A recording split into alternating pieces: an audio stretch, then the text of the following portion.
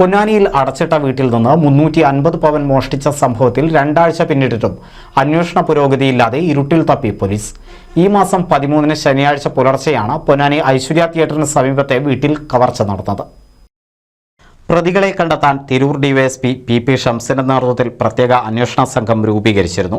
മോഷണം നടന്ന വീടിന് സമീപത്തെ CCTV ദൃശ്യമുൾപ്പെടെ അന്വേഷണ സംഘം പരിശോധിച്ചിരുന്നു. ഡോഗ് സ്ക്വാഡ് പരിശോധനയിൽ സമീപത്തെ സംസ്ഥാന പാത വരെ നായ എത്തിയിരുന്നു. മൊബൈൽ ടവർ പരിശോധനയും പോലീസിന് വലിയ കടമ്പയാണ്. സമീപത്ത് തിയേറ്ററുള്ളതിനാൽ മോഷണം നടന്ന രാത്രിയിൽ 1000-ലധികം ഫോൺ നമ്പറുകൾ കേന്ദ്രീകരിച്ച് അന്വേഷണം നടത്തേണ്ട സ്ഥിതിയാണ്. ഇതിനിടെ തെരഞ്ഞെടുപ്പ് ഡ്യൂട്ടി വന്നതോടെ ദിവസങ്ങളോളം അന്വേഷണം നിർത്തിവെക്കേണ്ടി വന്നു. 2 ആഴ്ച പിന്നിട്ടിട്ടും പ്രതിയിലേക്കെത്തുന്ന പ്രധാന ലീഡ് ലഭിച്ചിട്ടില്ല. ദുബായിൽ ജോലി ചെയ്യുന്ന മണപ്പറമ്പിൽ രാജീവിൻ്റെ വീട്ടിലാണ് 13-ന് പുലർച്ചെ മോഷണം നടന്നത്. മോഷണം നടക്കുന്നതിന് മുമ്പ് രാജീവിൻ്റെ ഭാര്യയും ദുബായിലേക്ക് പോയതായിരുന്നു. ഇതോടെ വീട്ടിൽ ആരുമില്ലാത്ത സാഹചര്യമാണ് മോഷ്ടാക്കൾ പ്രയോജനപ്പെടുത്തിയിരുന്നത്. വീടിൻ്റെ പിൻവാതിൽ കുത്തി തുറന്നാണ് അകത്തു കയറിയത്. CCTV പൂർണ്ണമായും തല്ലി തകർക്കുകയും കൃത്യമായ ആസൂത്രണം മോഷണത്തിന് പിന്നിലുണ്ടെന്നാണ് പോലീസ് നിഗമനം. അകത്ത് കയറിയ മോഷ്ടാക്കൾ സ്വർണം മാത്രമാണ് ലക്ഷ്യം വെച്ചിരുന്നത്. മറ്റൊന്നും കാര്യമായി നഷ്ടപ്പെടുകയും ചെയ്തില്ല.